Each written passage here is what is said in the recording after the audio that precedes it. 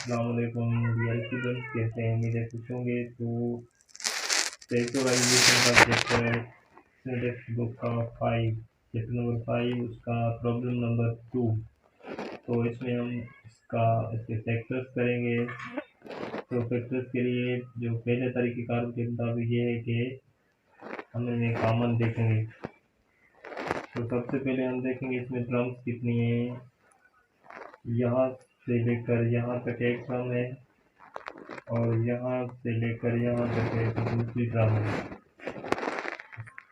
इसका मतलब है कि इसमें टोटल 2 टर्म्स आर देयर। तो दोनों टर्म्स में देखें कि कौन सी चीज़ जो है वो कॉमन है। इसमें देखें 3 है इस टर्म में, यहाँ पर 6 है, तो इसमें भी 3 कॉमन। तो सबसे पहले तो हम 3 कॉमन निकाल लेते हैं। उसके बाद देखते हैं इस ब्रैकेट्स में से क्या कॉमन है। तो यहाँ पर देखें 8+3 कॉमन है, यहाँ पर 8+3 मौजूद है, तो इससे कह सकते हैं कि 8+3 इज कॉमन। तो ये भी हमने कॉमन कर लिया।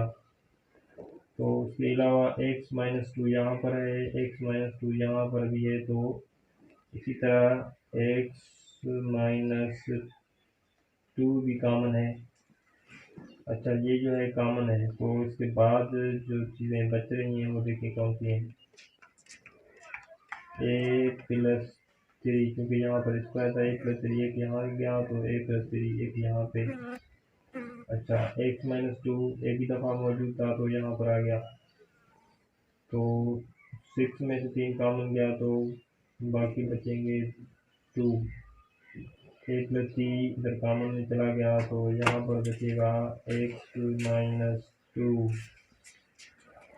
अच्छा, एक स्टेज को हम आगे बढ़ाएंगे तो इस तरह से होगा 3a+3 x-2 a+3। तो ये 2 जो है इस ब्रैकेट से मल्टीप्लाई होगा तो बनेंगे 2x। से 2 -2 से भी मल्टीप्लाई होगा, माइनस इंटू प्लस तो माइनस होगा तो -4। तो अभी एक स्टेप हमें और भी आगे बढ़ना होगा क्योंकि यहाँ सिंप्लीफिकेशन की ज़रूरत है। 3a+3 x-2 a। अच्छा, वेरिएबल के हिसाब से हम रखेंगे इनको, तो यहाँ पे होगा 2x। यहाँ पे गौर फरमाएं, देखें प्लस के 3 है, माइनस की 4 है, तो अगर माइनस प्लस होंगे तो बकाया -1 का बचेगा। ये इसके फैक्टर्स हैं।